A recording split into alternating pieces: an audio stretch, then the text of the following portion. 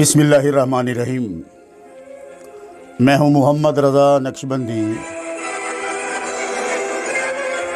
और आप सुन रहे हैं दास्तान अज़ीम कामसेन सिपाहसालार मोहम्मद बिन कासिम। इससे पहले आप इस दास्तान की 2 किस्तें सुन चुके हैं। आइए किस्त नंबर 3 की तरफ बढ़ते हैं। उनकी ये वहशियाना हरकत देखकर तमाम मुसलमान जोश गज़ब से सुर्ख हो गए, मगर वो जकड़े हुए थे, कुछ न कर सके और पेचो ताब खा कर रह गए। जब एक औरत को पीटा गया तो उसने चिल्ला कर कहा, अगिसनी या हज्जाज अगिसनी, ऐ हज्जाज हमें बचाओ बचाओ बचाओ। जिस वक़्त वहशी हिंदुओं ने बेगुनाह मुसलमानों पर बेखता हमला किया था, उस वक़्त चंद मुसलमान झाड़ियों के पीछे छुप गए थे। जब मुसलमान कैद करके ले जाए जा चुके, तब वो कमीन गाह से निकले।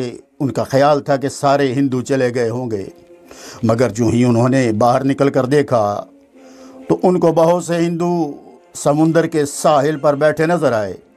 ये लोग जहाज़ों की हिफाजत और निगरानी के लिए छोड़ दिए गए थे। वो उन्हें देखते पीछे हटे और दरख्तों और झाड़ियों की आड़ लेकर मकरान की तरफ रवाना हो गए।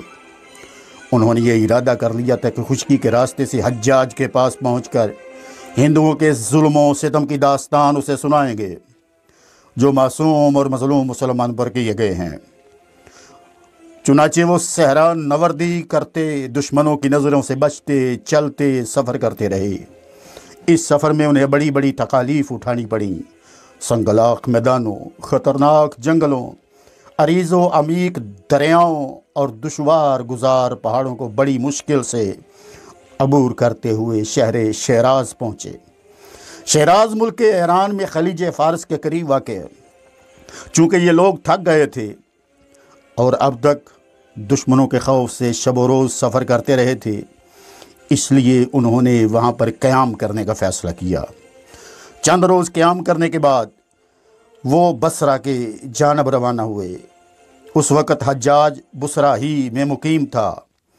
शहराज से बुसरा कुछ ज़्यादा दूर न था, लिहाजा वो बहुत जल्द शहर बुसरा में दाखिल हो गए। एक रोज़ उन्होंने क़याम किया, आराम किया और दूसरे रोज़ ही हज्जाज की खिदमत में हाजिर हो गए। हज्जाज के बाप का नाम यूसुफ था। यूँ तो ये शख्स बड़ा बहादुर, मुदब्बर और मुस्तकिल मिजाज इंसान था, मगर तारीख़ ये ऐलान करती है कि इसके साथ साथ बड़ा सख्त मिजाज भी था। लेकिन इसकी सख्त मिजाजी महज खिलाफत ही के लिए थी। वो इन लोगों का दुश्मन था जो खलीफा या खिलाफत के ख़िलाफ़ एक लफ्ज़ भी कहते थे। अगर सच पूछा जाए तो ये उसकी सख्ती कुछ गैर मुनासिब न थी, क्योंकि अग़यार इस फ़िक्र में थे कि किसी तरह से मुसलमानों में खाना जंगी करा के उनकी सल्तनत और खिलाफत को तबाह व बर्बाद कर दें। हज्जाज इस चाल को समझ गया था, इसीलिए वो बागियों की सरकोबी के लिए हर वक्त आमादा और तैयार रहता था, मगर उसके साथ ही मुसलमानों के पसीने की जगह खून गराने को मौजूद रहता था। इस्लामी दर्द उसके दिल में था और वो गवारा नहीं करता था कि किसी मुसलमान को भी कोई तिरछी निगाह से देखे। उसका कायदा था कि वो सुबह की नमाज़ पढ़ते ही जामे मस्जिद में बैठ जाता और अक्सर मामलात वहीं बैठे तय कर देता। चुनाचे जिस रोज़ सरादीप के लुटे पुटे मज़लूम मुसलमान उसकी खिदमत में हाजिर हुए, उस रोज़ भी वो मस्जिद में बैठा हुआ था और लोगों की दरख्वास्तें सुनकर अहकामात जारी कर रहा था। जब वो इन लोगों से फारग हो गया जो उसके सामने बैठे थे, तो उन लोगों की तरफ मुतवज्जो हुआ। हज्जाज का चेहरा नहायत बहरूब था।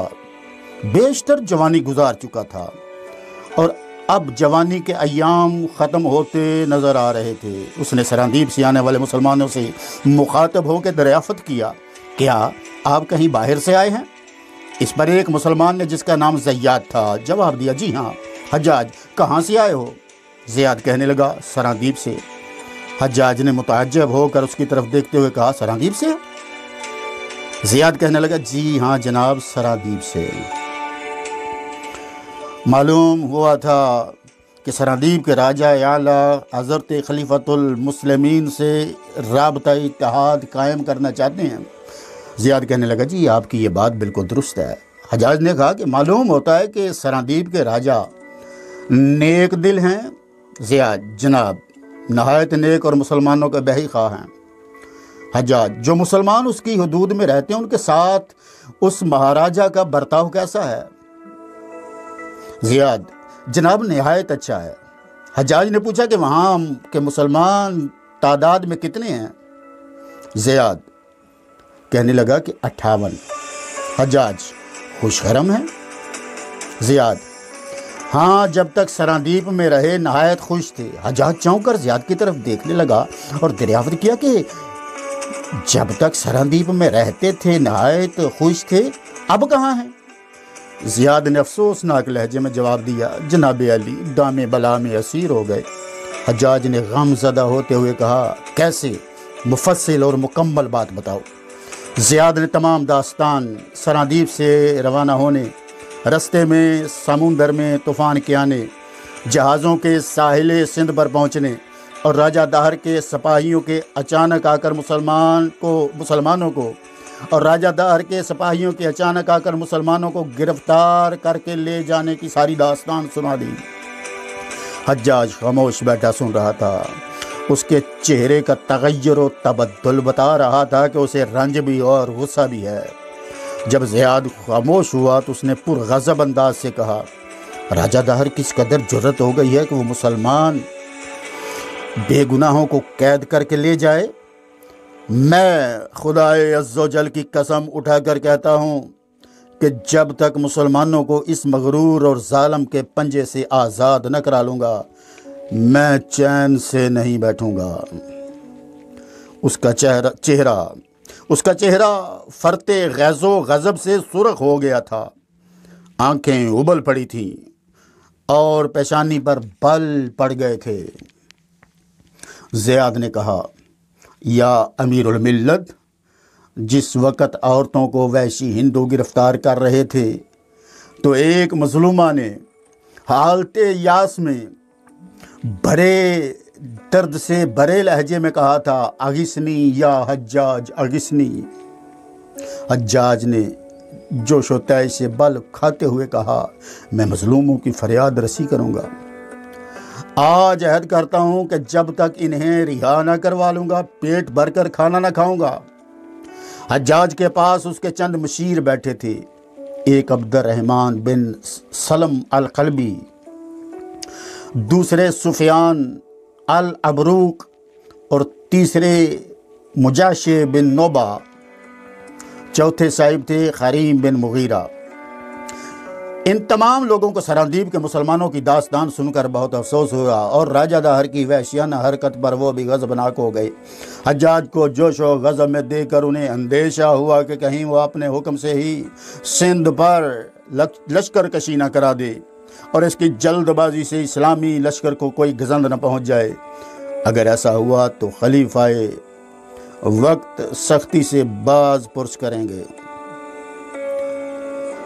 خلیفہ ولید کا حکم تھا کہ کوئی گورنر یا وائسرائے اپنے حکم سے کوئی جنگ شروع نہ کرے، اس لیے عبد الرحمن نے کہا راجہ دہر نے مسلمانوں کو قید کر کے اسلامی حکومت کو جنگ کی دعوت دی ہے، اس لیے ہمیں اس کی دعوت ضرور قبول کرنی چاہیے۔ مگر حجاج نے عبد الرحمن کی طرف دیکھتے ہوئے کہا مگر کیا؟ عبد الرحمن کہنے لگا اس تمام واقعے کی اطلاع امیر المومنین کو کر کے پہلے جنگ کی اجازت مانگ لینی چاہیے۔ حجاج لیکن اگر بدکار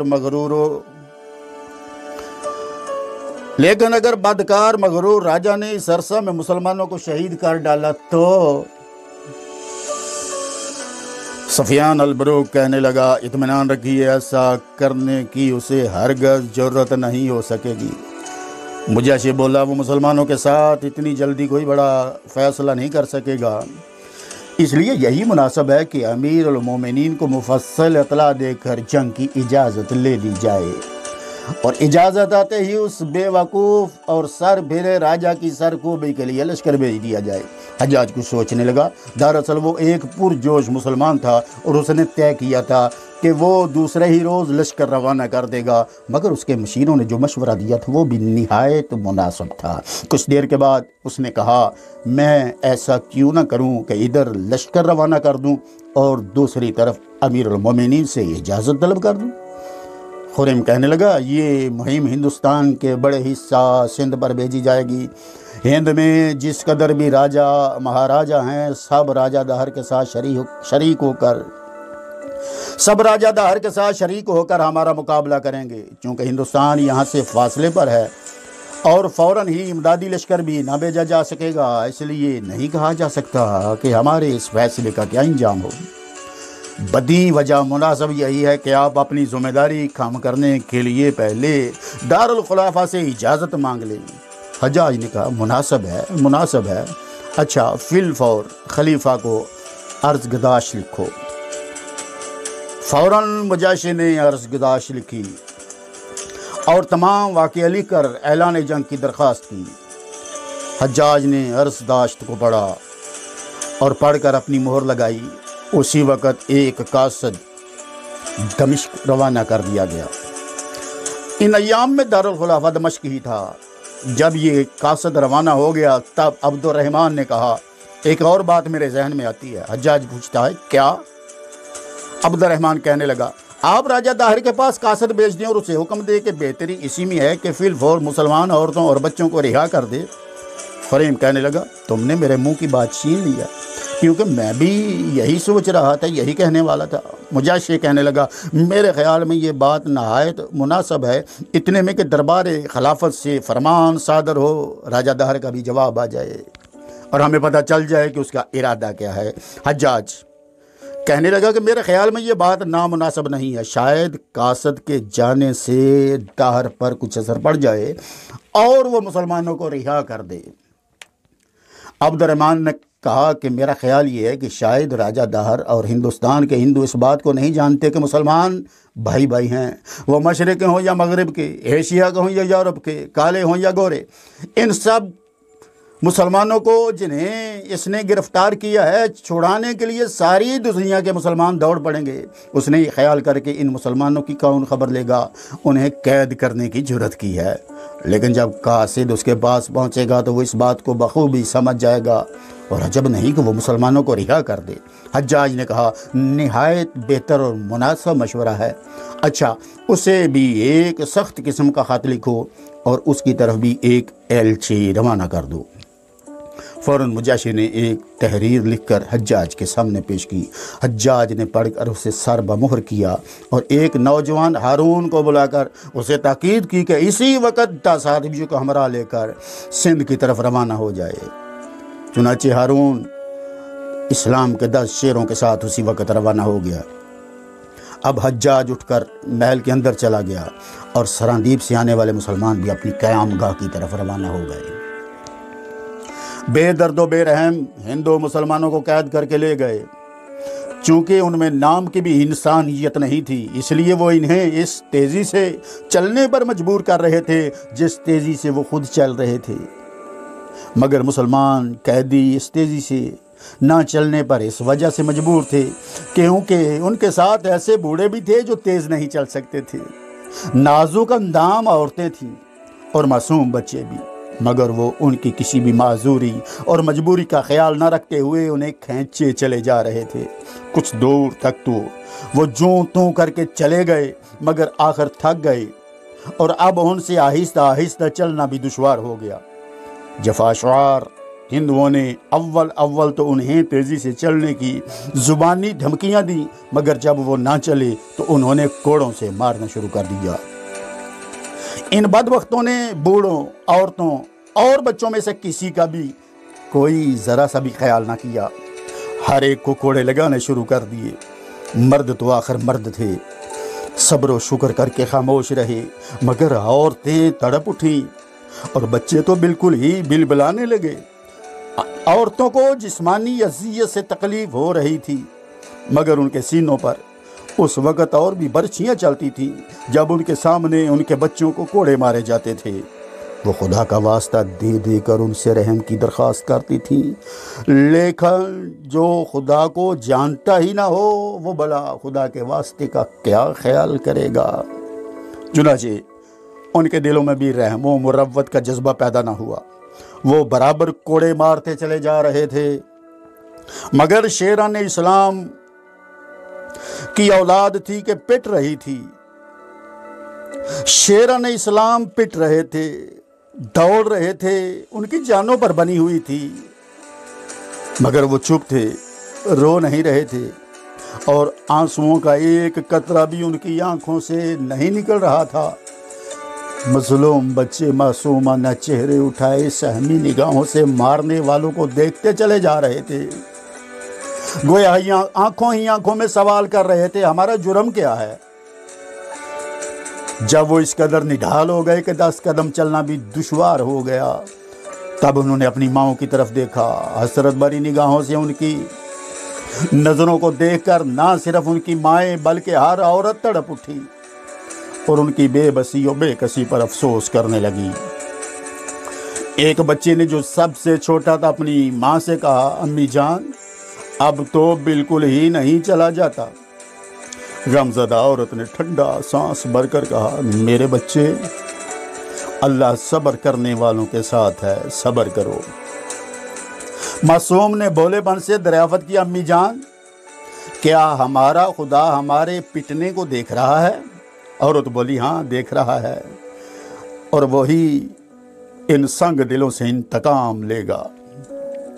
बच्चे ने पूछा, अम्मा लेकिन वो हमारी इमदाद क्यों नहीं कर रहा। औरत कहने लगी, करेगा, अभी वो हमारा इम्तिहान ले रहा है। इस पर बच्चे ने सीना तानते हुए कहा, बस तो हम भी इम्तिहान दे रहे हैं, देखें उसे कब रहम आता है। एक संग दिल ने उसे कोड़ा मारा और कहा, ले तेरे खुदा का रहम आ गया।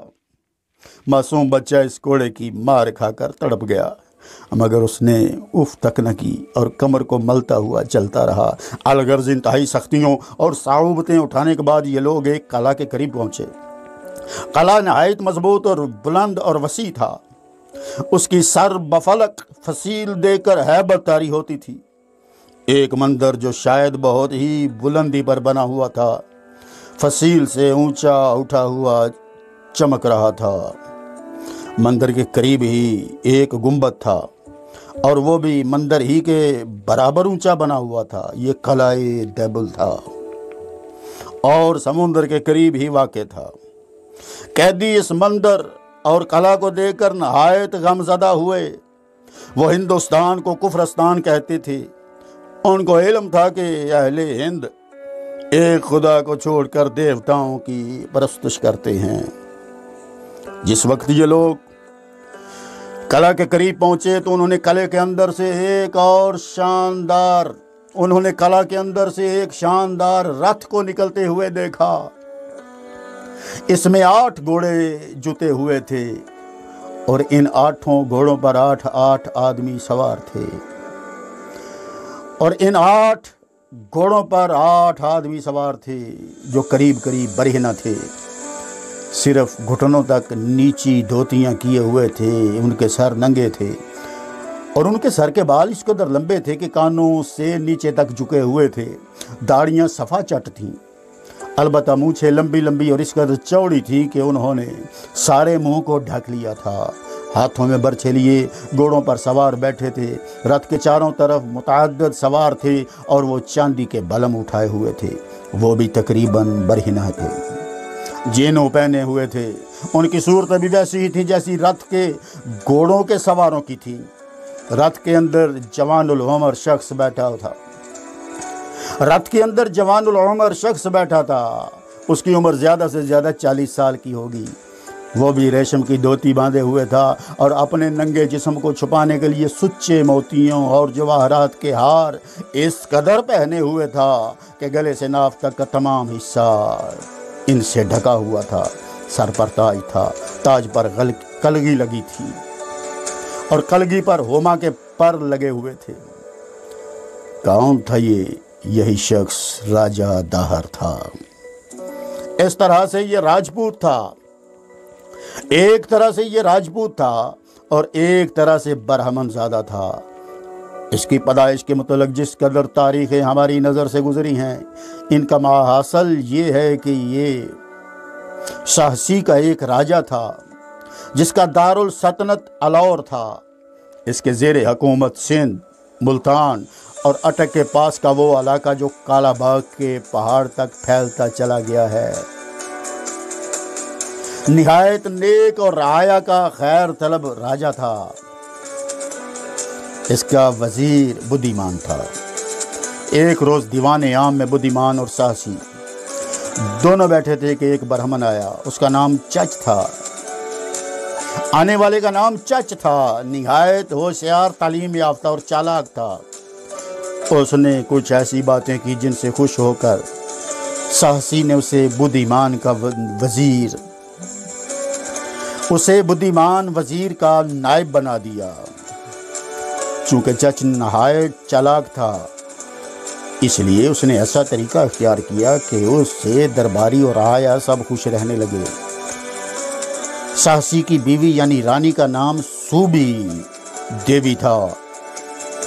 एक रोज़ उसने चच को देख लिया और देखते ही उस पर मफ्तून हो गई। उधर चच भी उसका गर्विदा हो गया। रोज़ रोज़ रानी सूबी देवी उसे महल में बुलाने लगी और वो जाने लगा। घंटों तखलिया में रहता और जब वापस जाता सूबी देवी बेकरार हो जाती। वो चाहती कि वो और चच और गोशाए तन्हाई हो। आखिर ये मोहब्बत रंग लाई। लोगों में बदगुमानियाँ फैलने लगी और अरकान सल्तनत को राजा से शिकायत करनी पड़ी। मगर साहसी सूबी देवी पर ऐसा फरेफ्ता था कि वो इसके खिलाफ कोई बात भी सुनने पर आमादा न था। इसलिए रानी और चच की रंगरलियों में मुखेल होने वाला कोई भी नहीं था। लेकिन चच ने जब सुना कि लोग बदगुमान हुए हैं तो उसने रानी को मुत्तले किया और बदबख्त रानी ने चच से साजबाज करके साहसी को मरवा डाला।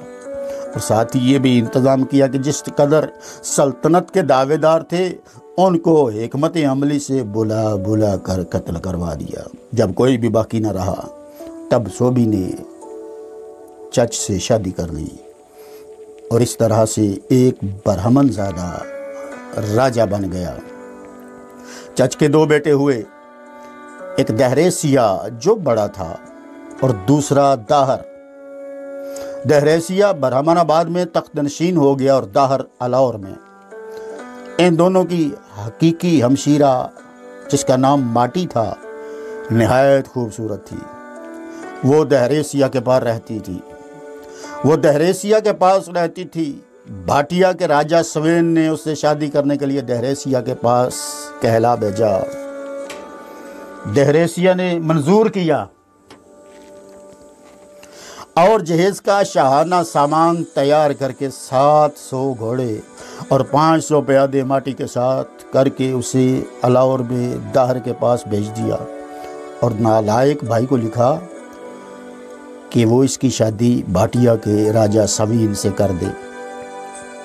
मगर राजा दाहर जो नहायत बदकुमाश, आवारा और बदचलन था, जब अपनी हसीन और मस्त शबाब सगी बहन को देखा तो उस पर फरेफ्ता हो गया और बुद्धिमान से मशवरा करके उस नंगे इंसानियत इंसान ने, बल्कि इंसान नमा हैवान ने अपनी बहन के साथ शादी कर ली। दाहर के उस वक़्त 2 और रानियां भी थी। उनमें से एक का नाम अमा देवी और दूसरी का रानी लादी था। रानी लादी नहायत खूबरू और कमसिन थी। इसके अलावा उसके महल में बेशुमार हसीना ने कश्मीर उसकी दिल बस्तगी के लिए मौजूद थी। इस तरह राजा दाहर चच बरहमन का लड़का होने की वजह से बरहमन ज़्यादा था और रानी सूबी देवी के बतन से होने की वजह से राजपूत था। لیکن اس نے اپنی ہی حقیقی ہمشیرہ سے شادی کر کے جو شرمناک مثال قائم کی، اس سے آج تک ہندو جاتی کا سر مارے شرم و ندامت کے جھکا ہوا ہے۔ دہر کی سواری خلا سے نکلتے ہوئے دیکھتے ہی دیکھتے تمام وہ سپاہی جو مسلمانوں کو کھینچے لا رہے تھے سجدہ میں گر گئے اور ان داتا کی جے، مہاراج کی جے کے نعرے لگانے لگے۔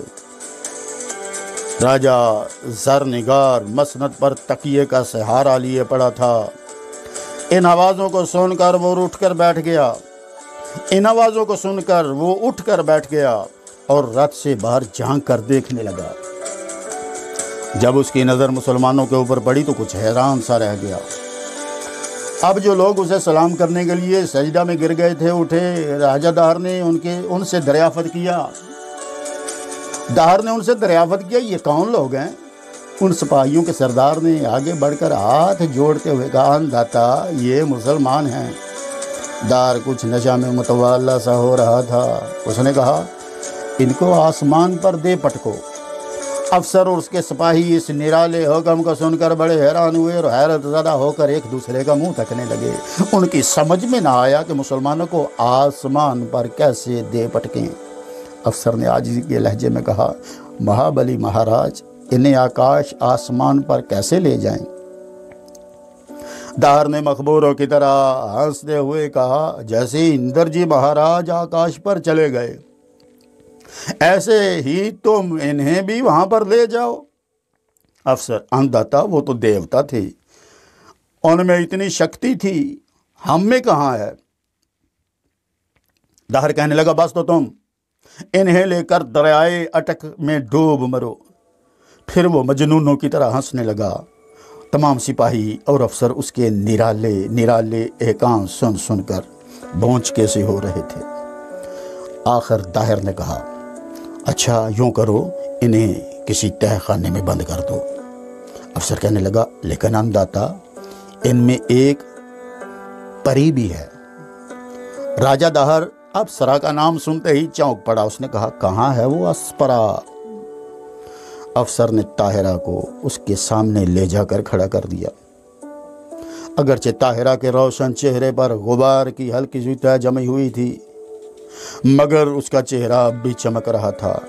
داہر نے اسے غور سے دیکھا اور کہا، ہاں یہ اپسرا ہے، اسے رتھ پر سوار کرا دو۔ افسر نے سپاہیوں کو اشارہ کیا، وہ اس حور وش کو رتھ میں سوار کرانے لگے۔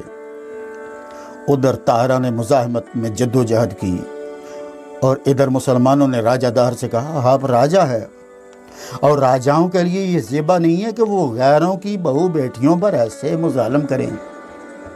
دہر نے ہنستے ہوئے کہا، اور راجہ ہوتے ہی کس لیے ہیں؟